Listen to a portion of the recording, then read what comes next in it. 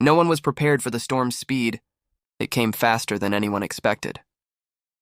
Hollister Irving stood at the edge of the Wind River's spruce grove, watching black clouds roll over the valley, dark as spilled ink across the mountains. The temperature had already dropped 15 degrees since midday. The wind carried things he recognized from years in these ranges. Snow. Heavy snow, enough to bury a man overnight, 3 days from his winter camp, 5 kilometers from shelter. Too far to cross in a blizzard, the choice made itself. He would have to stay here and make do with whatever he could gather. Most men would have panicked. But most men weren't Hollister.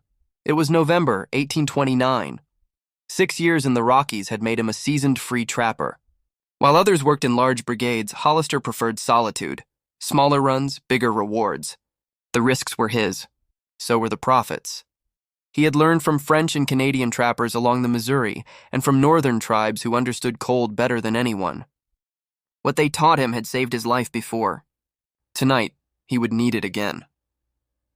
The first snowflake drifted down as he studied his surroundings.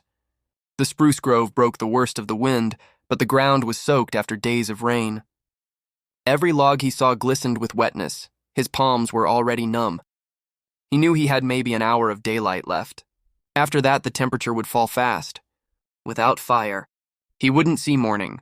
From his possibles bag, he drew a small tin, steel, flint, char cloth, his lifeline in this kind of weather.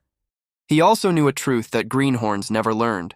Even wet wood can burn, if you find the dry heart within. He went searching through the trees, eyes scanning the grove for what he needed. Not fallen logs, those would be soaked through. He needed dead-standing timber, trees long dead but still upright, their cores dry and untouched by the ground. 20 yards in, he found one. A dead pine, 8 inches thick, bark peeling away in gray curls. He pressed a hand against the trunk. Solid, no give. The inside might still be sound. He swung his tomahawk. The strike rang sharp like a bell. Good wood. Using the weight of his body, Hollister leaned into the dead pine until it split near the base and fell. The crash sent up a burst of bark and old needles. He chopped 2 lengths from the trunk, each about 6 feet long. These would be his fuel logs, the kind that could hold heat through the night. Then he drew his knife, a 9-inch blade he'd bought 3 years earlier from a trader at Fort Union. Working quickly, he shaved away the outer inch of each log. The wood there was damp and dark, but underneath pale, dry grain appeared. That was the difference between exposure and survival. Water doesn't soak wood evenly. Even after days of rain, moisture takes time to travel through the tight grain of dead cells. A trapper who understood that could find dry fuel where others saw only ruin. Hollister kept working, splitting away the wet outer layers, his hands stiff but steady. He moved constantly, keeping blood flowing through numb fingers. After 10 minutes, he'd revealed enough of the dry core to move on. With the same knife, he began shaving curls of fine wood, long, thin ribbons that peeled away from the blade and piled like straw. This would be his tinder, dry enough to catch from the char cloth.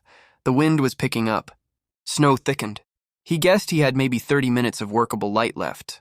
He'd need to hurry. He set aside his 2 main logs and gathered smaller branches from the lower limbs of the spruce. They were sheltered by the needles overhead and still mostly dry. He snapped them into pieces about 2 feet long and the thickness of his thumb. Perfect kindling to bridge the flame from tinder to fuel. On the ground, he built a small base of short logs laid crosswise. That would lift his fire off the damp earth and keep moisture from stealing its heat. Then he placed the first 6-foot log on top, resting it across the supports. Next came 2 green sticks, each about 2 feet long. He cut notches into the ends of the lower log and wedged the green sticks in, spacers to hold the second log just above it. The gap between them was crucial. Too wide and the fire would burn too fast. Too narrow and it would suffocate. About 2 inches was perfect. He laid his shavings in a neat line across the lower log, then built a light stack of kindling above them, small pieces first, then larger, leaving room for air to flow. When the structure was ready, he stopped. Snow hissed softly against his coat. The storm was closing in. From his possibles bag, Hollister took out his tin box. Inside, the char cloth was still dry. He set a piece on a flake of bark and piled the driest shavings around it. Then he struck steel against flint. Sparks flew, bright orange in the dimming light. Most bounced harmlessly away, but one caught. The char cloth glowed, tiny and red. He bent close, cupping his hands to shield it from the wind, and blew gently. The ember brightened. Smoke curled. Then with a faint whoosh, the shavings caught fire. He slid the burning tinder into the gap between the logs, feeding it carefully beneath the kindling. Flames licked upward, growing stronger as the dry wood took hold. Within minutes, fire danced the length of the gap. Yellow light flickered across the spruce trunks. Heat began to build. Hollister fed small sticks into the opening, nursing it patiently until the larger logs began to dry and burn on their facing sides. He watched closely. The fire had to catch evenly, or it would fail, but it held, steady and low, the flames crawling along the inner edges of both logs. This was what he wanted. A slow, controlled burn that would last through the night. Still, he wasn't finished. He took the damp wood he'd stripped earlier and laid it in a half circle around the fire, propped on rocks and sticks. By morning it would be dry, fuel for the next day.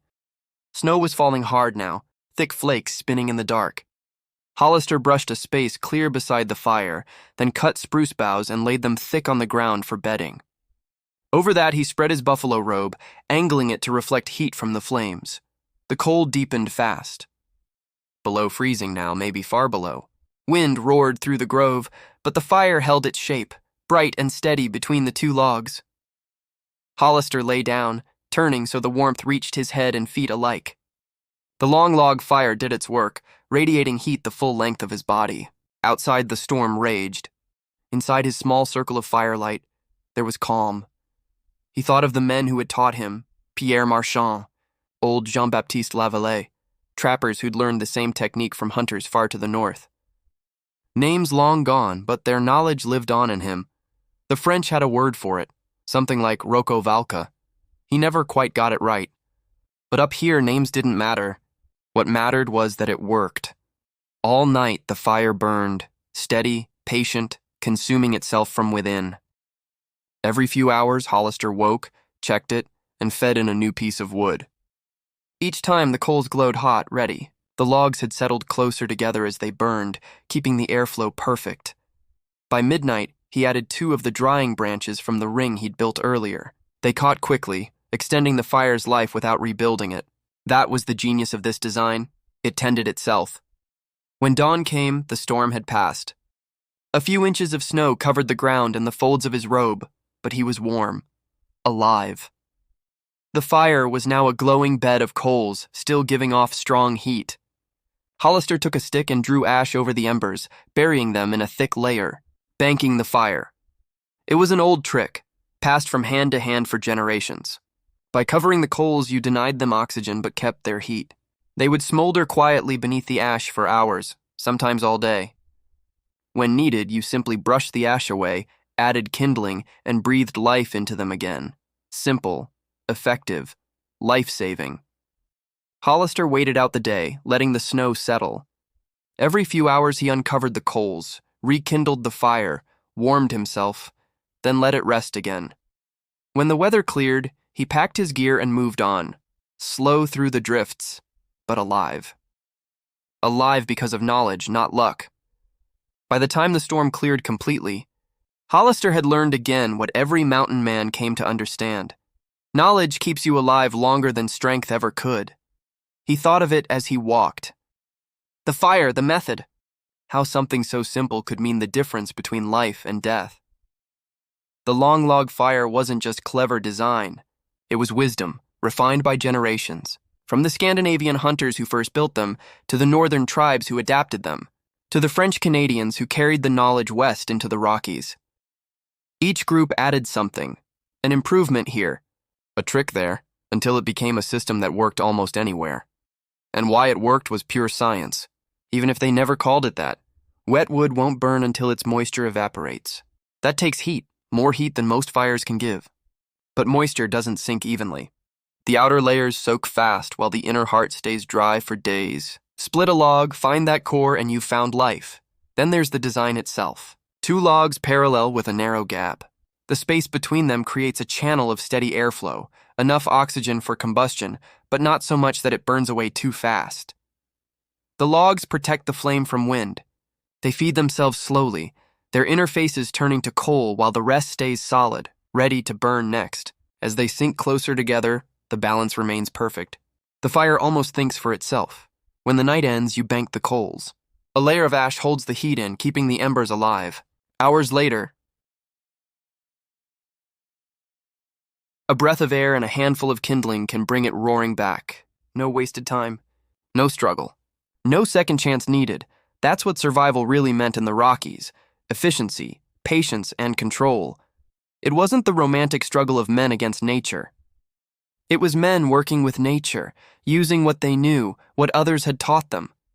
Most trappers never wrote their lessons down. The knowledge lived in calloused hands, quiet habits, and fires that burned through long, cold nights. When the fur trade ended, many of those men became guides, showing pioneers how to cross the same wilderness that had once tried to kill them. They passed down what they could. Others forgot. The world moved on. Matches replaced flint and steel. Cabins replaced camps, but the knowledge never really vanished. Today, a few still practice it. Bushcrafters, wilderness instructors, those who want to know not just how to survive, but why these methods worked at all, because physics hasn't changed. Dead standing wood is still dry at the core.